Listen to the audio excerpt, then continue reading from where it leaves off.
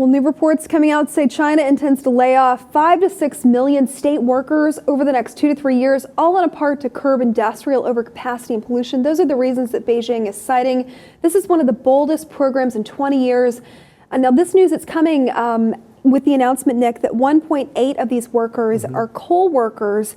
They're going to lose their jobs effective immediately. What do you make of the reasons cited, first of all? I want to go over them: pollution and overcapacity. Since when does China care about pollution? I know that you have a stake in this because you lived in China. Well, as far as the pollution goes, it's hard to say that China doesn't care about pollution. No, that was a negative statement. They have done efforts to curb their environmental footprint. I want to rephrase that. That, and also think about who all those factories that are causing all this pollution is supplying. Us, Europe mainly, right? So we definitely have to take some responsibility there. And China does do a lot. You have thousands of people dying every day who are literally suffocating to death in the air that they're breathing in these major cities.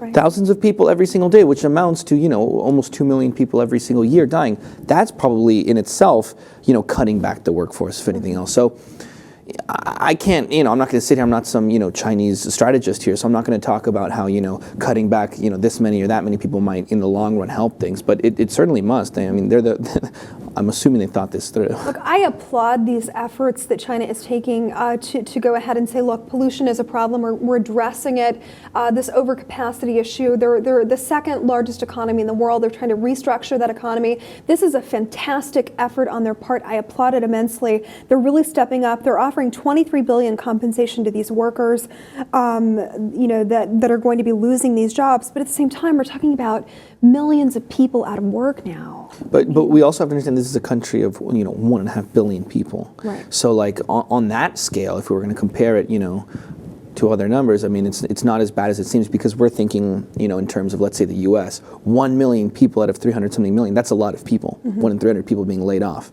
You're saying it's a drop in the bucket? Yeah. Still, though. Still, it's a lot of people no matter how you look at it, but it's just not on such a large scale as if it was here. Do you think it's going to be forcing those people into different sectors of their economy where they could Without a doubt. Without a doubt. And hopefully it'll work. Saving their lives, too. Coal fields are a killer. That's true. I mean, no doubt about it. I come from an Appalachian state, and the coal industry in my state particularly, you see more deaths.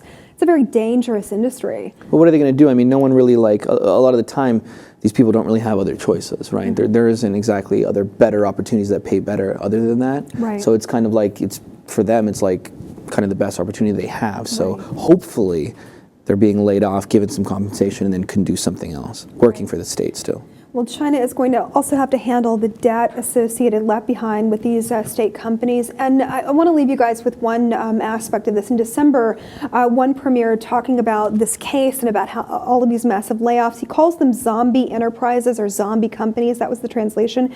For those zombie enterprises with absolute overcapacity, we must ruthlessly bring down the knife. It looks like China is doing just that, axing 1.8 million jobs so far, primarily in the coal sector. They are compensating these workers, but it's all in an effort to streamline China's eco-footprint on the world, stepping up to the environmental plate and saying we're not going to do this anymore, and tackling pollution as well.